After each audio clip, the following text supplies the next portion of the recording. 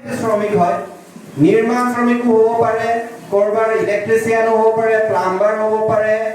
বেলেগ বেলেগ কাম কৰা এইটো শ্ৰমিক হব পাৰে গতিকে সেই শ্ৰমিকসকলৰ ভৱিষ্যতে বৃদ্ধ বয়সত যেতিয়া কাম কৰিব নোৱাৰা হ'ব তেতিয়াহ'লে কি কৰি খাব তাৰ কথাও গভৰ্ণমেণ্টে চিন্তা কৰিছে সেই চিন্তা কৰিয়ে এটা আইনে বনালে আজি মই নকলো গভৰ্ণমেণ্টৰ স্কিম বেয়া বুলি আজি যিমান স্কিম আছে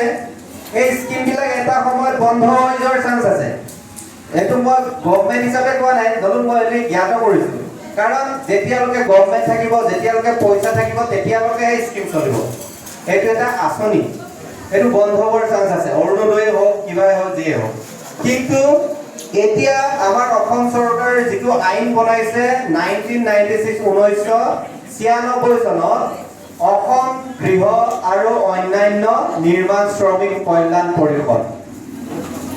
নিৰ্মাণ শ্ৰমিক আমলে অকল পকা বনোৱাটোৱে নহয় জব কাৰ্ডত কাম কৰা গোটেইখিনিয়ে নিৰ্মাণ শ্ৰমিক জব কাৰ্ডত বুলিবলৈ ক'লে আমাৰ ধেমাজিত 1,60,000তকৈ বেছি জব কাৰ্ডত অন্তৰ্ভুক্ত নিৰ্মাণ পঞ্জীয়ন কৰা মানুহ আছে ইমানখিনি আমাৰ নিৰ্মাণ শ্ৰমিক আছে গতিকে এই সময়ত বুলুন সেই নিৰ্মাণ শ্ৰমিকসকলক সুৰক্ষাৰ কাৰণে গভৰ্ণমেণ্টে আইন বনাইছে এই আইনত এইটো চলি থকা প্ৰচেছ এইটো ডেডলাইন নাথাকে কাইলৈ শেষ হ'ব পৰহিলৈ শেষ হ'ব এনেকা নহয় এইটো কণ্টিনিউৱাছ প্ৰচেছ লাইফ লং যেতিয়ালৈকে চৰকাৰ থাকিব যেতিয়ালৈকে আইন থাকিব যেতিয়ালৈকে বিভাগ থাকিব তেতিয়ালৈকে এইটো চলিয়ে থাকিব কোনো শেষ নহয় আঁচনিটো কাইলৈ বন্ধ হৈ যাব পাৰে এই কৈ গ'ল পইচা নাই দিব পৰা নাই কি কিন্তু এই যিটো বোৰ্ড অসম গৃহ আৰু অন্যান্য নিৰ্মাণ শ্ৰমিক কল্যাণ পৰিষদ বুলি এটা বোৰ্ড আছে যেনেকৈ মিউনিচিপালিটি বোৰ্ড থাকে তেনেকৈ এটা বোৰ্ড আছে আমাৰ লেবাৰ ডিপাৰ্টমেণ্টৰ সেই বোৰ্ডৰ পৰাই সেই নিৰ্মাণ শ্ৰমিক যিসকলে পঞ্জীয়নভুক্ত কৰে এই বোৰ্ডত মানে পঞ্জীয়নভুক্ত ৰেজিষ্ট্ৰেশ্যন কৰিব লাগিব ৰেজিষ্ট্ৰেশ্যন কৰাবিলাকৰ কাৰণে সুবিধা আছে প্ৰথম কি সুবিধা আছে নলওঁ মোক অলপ জনাই দিওঁ এনেকা সুবিধা কোনো গভৰ্ণমেণ্ট স্কিমতেই নাই এতিয়ালৈকে কোনো গভৰ্ণমেণ্ট স্কিমতেই নাই আৰু আপোনালোকক জনাম যে ধেমাজিত এতিয়ালৈকে 58,176 জনে এতিয়ালৈকে সেই বোৰ্ডত ৰেজিষ্ট্ৰেশ্যন কৰি আছে কিমান 58,174 জন এতিয়ালৈকে বোৰ্ডত এনৰোল কৰিছে আমাৰ ধেমাজিৰ কথাটো কৈছো আৰু সেই ধেমাজিত তেখেতসকলে এনৰোল কৰাৰ পিছত কি সুবিধা পায় আৰু আমাৰ এনৰোলমেণ্ট চলি আছে বিভিন্ন ধৰণৰ আৰু এটা কথা কি যদি এতিয়া নলুং মই এটা কথা কওঁ এটা সমীক্ষা এটা দিওঁ মলুক ধেমাজিত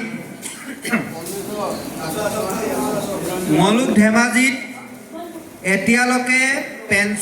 পেঞ্চনাৰ আছে 300 জনৰো ওপৰত পেঞ্চন পাইছে আৰু অৱসৰকালীন বৃত্তি অৱসৰকালীন পেঞ্চনটো কিমান পেঞ্চনটো হৈছে গভৰ্ণমেণ্টে ফিক্স কৰা 2,000 টকা আৰু আপোনালোকে যেতিয়াৰ পৰা আৰম্ভ কৰিব সাপোজ আপোনালোকে ৰেজিষ্ট্ৰেশ্যন 40 বছৰত কৰিলে 40 বছৰত নামটো ভৰ্তি কৰাৰ পিছত 60 বছৰলৈকে কেই বছৰ থাকিলে 20 বছৰ 20 বছৰৰ প্ৰত্যেক বছৰে 100 টকাকে 20 বছৰত 2,000 টকা মানে 2,000 যোগ 2,000 4,000 টকা পেঞ্চন দিয়া হয় বহুত টকা পোৱাও আছে আমাৰ যদিও মাহে মাহে ছমাহৰ মূৰত দিয়ে এবছৰৰ মূৰত দিয়ে এজন পেঞ্চনাৰে 1 লাখ 1.5 লাখ 3 লাখলৈকে পাইছে তেখেতসকলে পাই কি কাম কৰিছে বিজনেছ কৰিছে সিদিনা কোনোবাই এজনে মোক জনাইছে তেখেতে হেণ্ড ট্ৰেক্টৰো কিনিছে 1,37,000 টকা এইবাৰ পাইছিলে এই টকাৰে তেখেতসকলে হেণ্ড ট্ৰেক্টৰো কিনিলে এতিয়া আপোনালোকে কি সুবিধা পাব